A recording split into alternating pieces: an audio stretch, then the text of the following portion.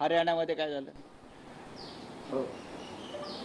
उत्तर प्रदेशमध्ये समाजवादी पार्टीला 5 जागा मिळणार नाहीत, 40 जागा जिंकले.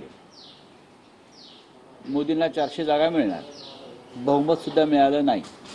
लोकसभेला महाविकास आघाडीला आम्हाला 10 जागा मिळणार नाही, 31 जागा जिंकलो. सर्वेची 80 की 83. काल महाविकास आणि आम्ही महाविकास आघाडी किमान 160 जागा जिंकून 160 किमान आम्ही काल सगळे एकत्र बसलो.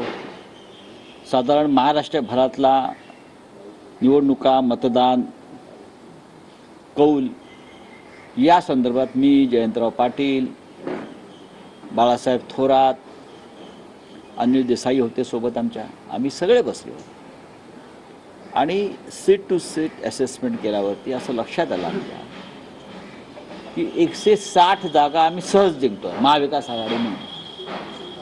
160 जागा जर आम्ही जिंकतो, हे सर्वे कोणी आणि कसे केले? हे का कुठले एक्झिट पोल, कुठल्या तरी कंपन्या येतात एक्झिट पोल करतात, आमचा विश्वास नाही. आम्ही 26 तारखेला सरकार बनवतो आहे. ज्या प्रकारे काल बैठक झाली, असं कळतं की काही अपक्ष जे बंडखोर आहेत त्यांना सुद्धा संपर्क साधण्याचा प्रयत्न केला, जे जिंकून घेऊ शकतील किंवा त्यांची क्षमता नाही. बघा, की सरकार अधिक मजबूत करायचं असेल तर जिथे सत्ता असते तिथे अपक्ष येतात किंवा लहान पक्ष येतात. पण आमच्याबरोबर शेतकरी कामगार पक्षाचे आमदार येतील, आमच्याबरोबर समाजवादी पार्टीचे आमदार येतील, आमच्याबरोबर डावे पक्ष आहेत, कम्युनिस्ट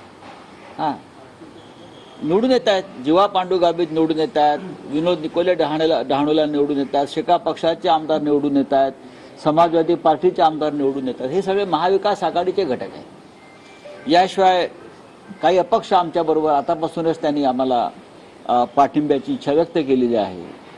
आणि आतापासूनच एकनाथ शिंदे, देवेंद्र फडणवीस वगैरे जी मंडळी आहेत, बरं का, जे उशाला नोटांची बंडलं घेऊन झोपतात, त्यांना झोप लागत नाही त्याशिवाय, गादीमध्ये पण पैसे टाकून झोपतात, त्यांनी आतापासूनच या अपक्षांना वगैरे 50-50 कोटी, 100-100 कोटीची ऑफर द्यायला सुरुवात केली. याचा अर्थ आम्ही जिंकतो आहोत. हे सर्वेवाल्यांना सांगा तुमच्या. जेव्हा हे असे लोक, त्यांना जिंकण्याची एवढी खात्री असेल तर आतापासून हे पैशाच्या थैल्या पाठवल्या नसता लहान पक्ष, अपक्ष वगैरे लोकांना. वोटिंग पर्सेंटेजमध्ये सुद्धा 1 ते 1.5% पडतो.